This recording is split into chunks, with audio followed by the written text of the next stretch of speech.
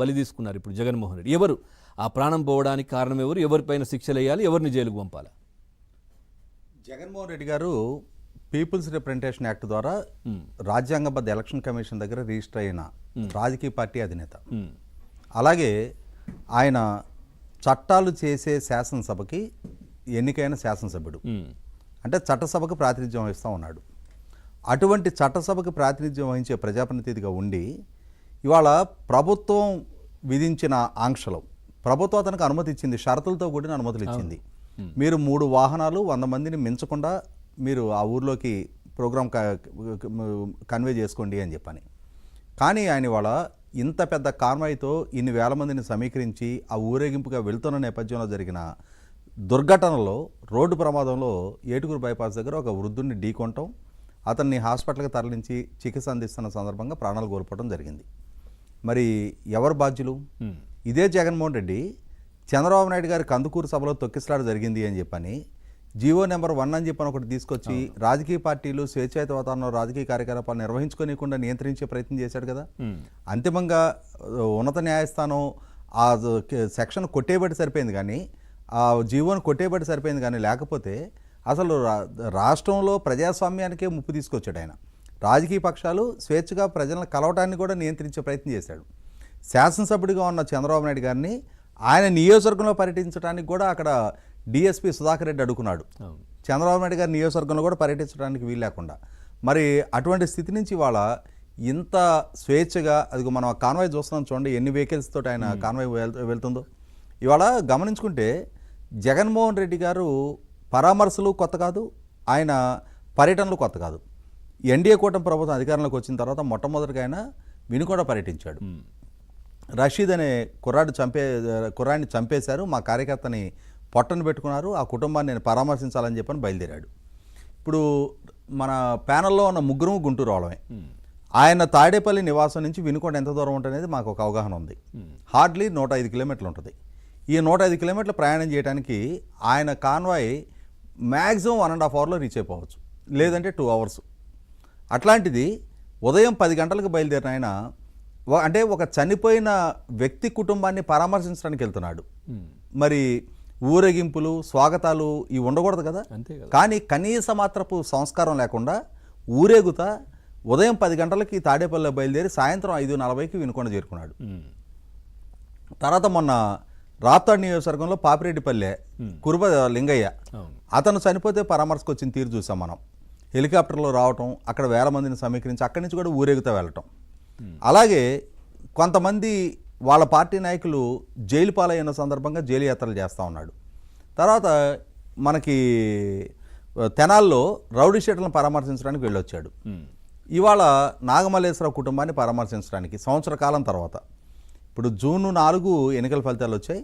June 6వ తారీఖు అతను గడ్డి మందు తీసుకొని ఆత్మహత్యకు ప్రయత్నం చేశాడు. జూన్ 9 చనిపోయాడు.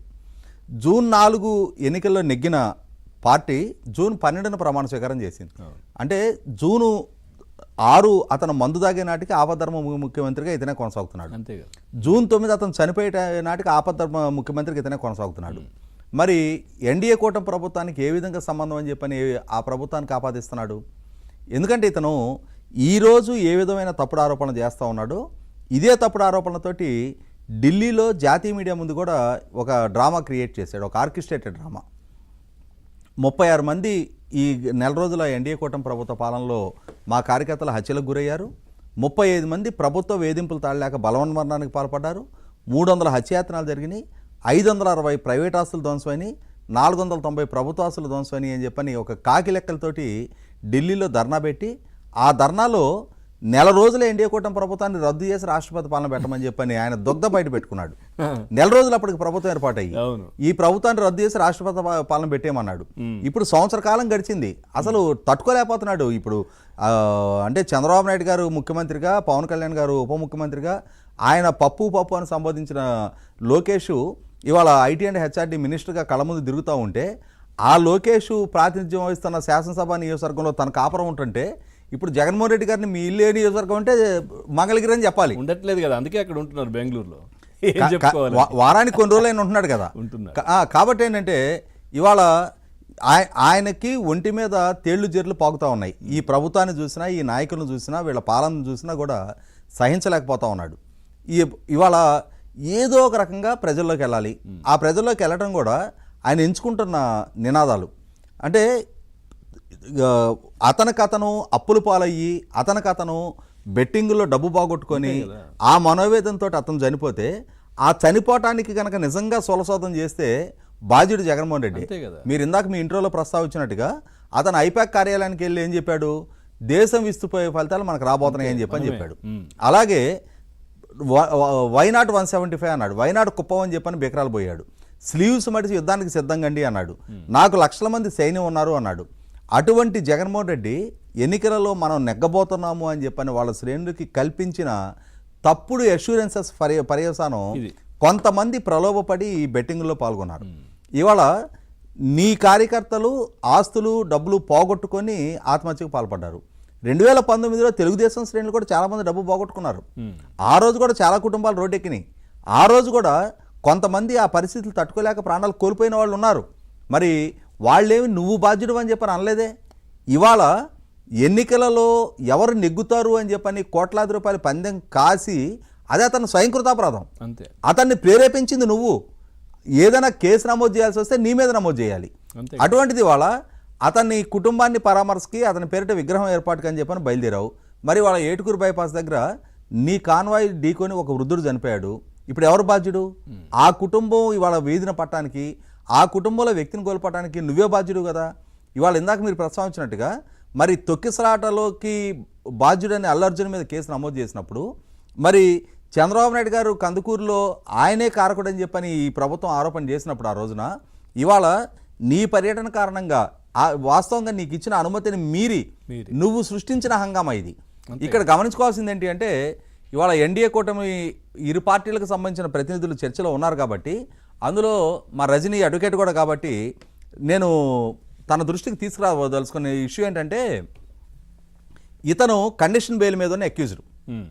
ఇవాళ కండిషన్ బెయిల్ మీద ఉన్న అక్యూజ్డ్ అయ్యుండి ఈ విధంగా బెయిల్ కండిషన్స్ వైలేట్ చేస్తా, సమాజంలో శాంతి భద్రతలకు విఘాతం కలిగించే ప్రయత్నం చేస్తా, అతనికి ఇచ్చిన అనుమతిని మీరి ఇంత పెద్ద కాన్వాయ్ తోటి ఈ విధమైన ఉల్లంఘనకు అతను పాల్పడతా ఉన్నప్పుడు అతను డ్యూటీలో ఉన్న అధికారులను బట్టలోడదీస్తా అంటున్నాడు.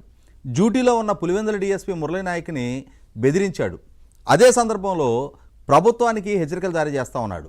ముఖ్యమంత్రి హోదాలో ఉన్న చంద్రబాబు నాయుడు గారిని మొన్న తెనాల్లో ముఖ్యమంత్రిని రోడ్డు మీదకి తీసుకొచ్చి కొట్టాలి అని చెప్పని స్టేట్మెంట్ ఇచ్చాడు.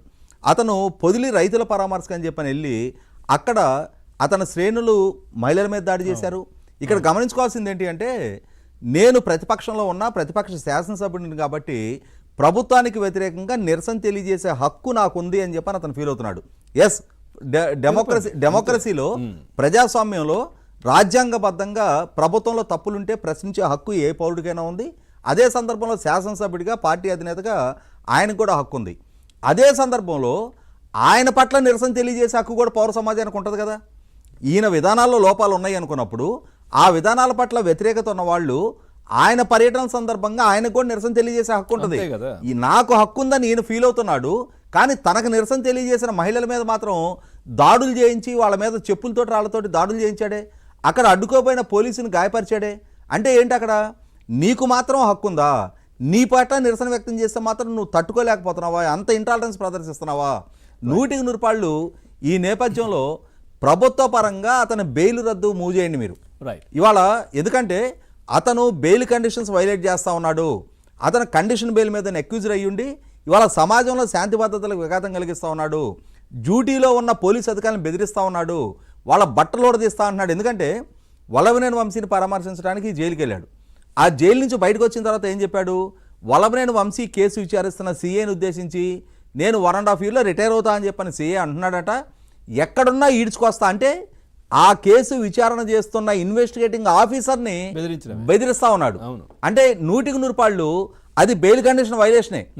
ఖచ్చితంగా ఈ ఇష్యూస్ అన్ని బేస్ చేసుకొని మొట్టమొదట అతని బెయిల్ రద్దు చేయమని ప్రభుత్వ పరంగా ఎవరో రఘురామకృష్ణరాజు గారో నేను ఇంకొకరు ఇండివిజువల్స్ ఫైల్ చేయడం కాదు, ప్రభుత్వ పరంగా అధికారికంగా మూవ్ చేయండి.